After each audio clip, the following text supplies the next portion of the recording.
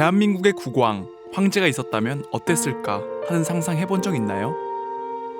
오소리는 해봤습니다. 중국과 일본의 침략에 맞서 나라를 지켜내고 수천 년 동안 내려오는 전통 문화와 역사가 살아있는 나라를 말이죠. 그저 그렇게 지나갈 것만 같았던 오소리의 꿈이 이번 드라마 더킹에서 나오니 가슴 뭉클하지 않을 수 없는데요. 그런데 아쉬운 점이 몇 가지 있어서 영상으로 만들게 되었습니다. 첫 번째, 대한제국의 의미. 한류 열풍이 전 세계에 불면서 우리나라의 역사와 문화 그리고 언어를 배우려는 외국인들이 많아졌습니다. 전에 TV에서 보니까 외국인들이 한국 문화에 물어보며 나라 이름 대한민국에서 앞에 두자 대한의 뜻을 물어보니 제대로 설명하지 못하더라고요. 만약 대한의 의미를 설명하는 스토리를 넣었다면 외국인들에게 한국 문화를 알리는 좋은 케이스가 되었을 텐데 하는 아쉬움이 들었습니다. 역사적으로 내려오는 대한의 의미는 하늘 광명인 환과 땅의 광명인 단에서 온 말입니다. 그래서 이 하늘 땅의 광명과 하나 된 광명의 인간이 바로 대한의 한입니다. 그 한을 네 글자로 홍익인간이라 부릅니다. 바로 대한민국의 건국이념 홍익인간에는 이처럼 깊은 뜻이 들어있죠. 두 번째, 대한제국의 국기. 이 또한 대한의 의미와 비슷한 사례인데요. 아마 지나가는 사람들에게 태극기의 역사에 대해 물어보면 인터넷에서 태극기 역사에 대해 찾아보면 대개 중국의 고태극도에서 유래되었다거나 1882년 일본으로 가는 선상에서 박영효가 즉석에서 창안했다는 소리를 하곤 합니다. 그런데 최근 밝혀진 연구로는 박영효가 그린 것이 아니라 이전에 만들어졌다는 새로운 증거가 나왔습니다. 이걸 보면 박영효가 즉석에서 창안한 기록은 말 그대로 고종 황제를 개똥으로 보는 역사 왜곡입니다.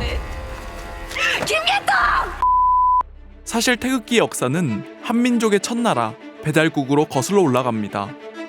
5500년 전 신시 배달국 제5대 태오이 환웅천왕의 12번째 막내 아들로 태어난 왕자 태오보키 씨는 8개의 원 제작자이면서 태극 문양의 창시자입니다.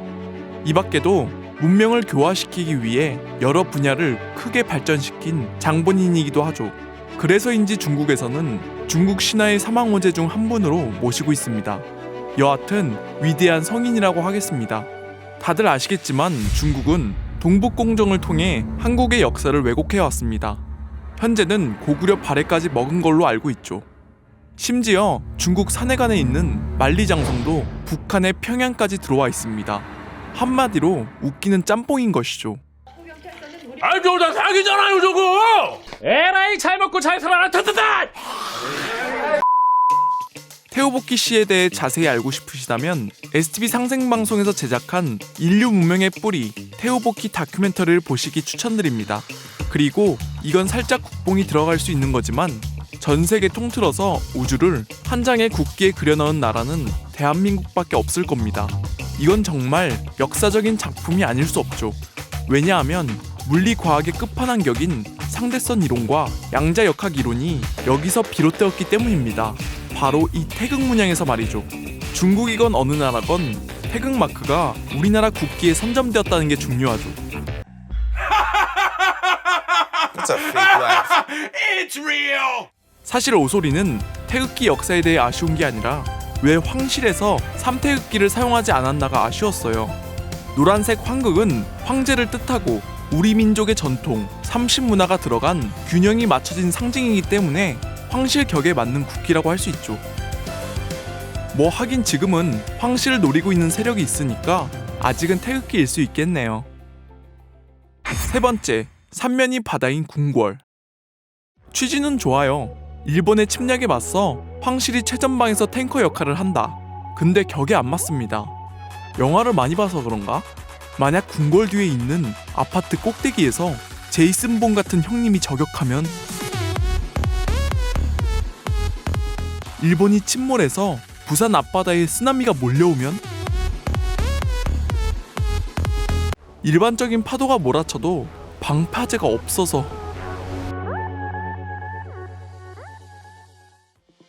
오소리는 풍수지리에 대해서 잘 모르지만 어떻게 궁궐터를 바닷가에 지을 수 있을까요?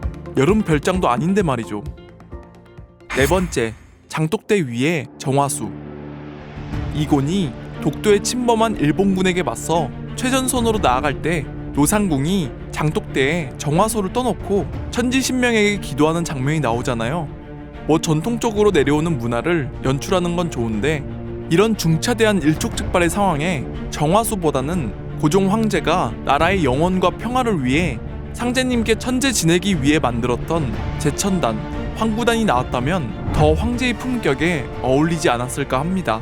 이순신 장군도 전투에 앞서 치우천왕께 제를 올렸다는 기록이 있을 정도니까요. 5번째, 영과 일. 수학천재 이곤은 드라마상에서 영과 일을 무지하게 좋아합니다. 내 세계 일가 영전이 정도? 그런데 만약 영과 일의 오묘한 철학이 담겨져 있는 천부경을 거론했다면 어땠을까 하는 생각이 듭니다. 일시무시일. 하나는 천지 만물에서 비롯된 근본이나 무에서 비롯한 하나이다. 일종무종일. 하나는 천지 만물 끝을 맺는 근본이나 무로 돌아가 마무리된 하나이다. 대박이죠. 느낌 있지 않나요? 이 문구를 가지고 스토리에 융합해도 참 좋았을 케이스입니다. 근데 이해합니다. 천부경을 이해하지 못하고 위설하고 떠드는 사람들이 많으니까요. 사실 제대로 이해하려면 한의학 박사들이 보는 우주변화의 원리책을 정독해야 하거든요.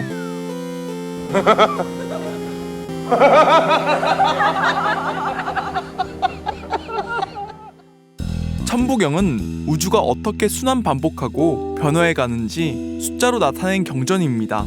만약 이게 위설하면 천부경을 만든 존재는 아마 외계인이거나 신선이거나 둘 중 하나일 겁니다. 아, 뭐지? 이 반만 끼는. 이 5가지의 아쉬운 것을 다 때려박았으면 아마 중국에는 수출을 못하겠죠. 전에는 우리나라 고대사를 가지고 이야기를 하면 국뽕이다 어쩐다 했는데 요즘은 뭐 국뽕 영상을 대놓고 만들고 있으니까 이 정도는 애교겠죠? 아무튼 오소리의 꿈을 이뤄준 더킹, 대한제국 황제가 존재하는 세계, 다음 화가 기다려집니다. 그럼 다음 시간에는 다시 원상태인 오소리로 돌아와 재밌고 흥미있는 미스테리 주제로 찾아뵙겠습니다.